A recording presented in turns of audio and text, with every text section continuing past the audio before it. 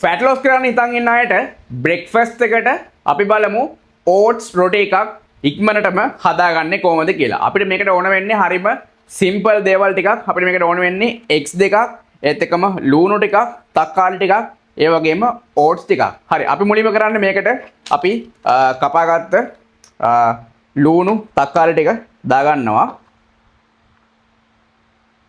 ඊට පස්සේ අපි මේකට eggs දෙක ඇඩ් කරගන්නවා.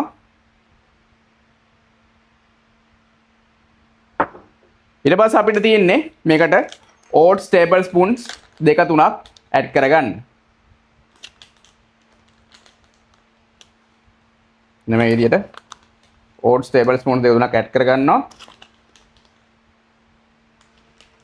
ඊට පස්සේ අපි මේක mix කරලා අපිට මේක pan එකට ඇඩ් කරගන්න තියෙන්නේ. ඊට පස්සේ අපි මේ mix කරගත්ත එක මෙන්න මේ විදිහට pan එකට ඇඩ් කරගන්නවා. ඊට පස්සේ අපි මේක 5 to 10 minutes වගේ මේක fry වෙන්න තියලා ඊට පස්සේ වගේ breakfast එක විදියට ඔයාට ලේසියෙන්ම හදා ගන්න පුළුවන්.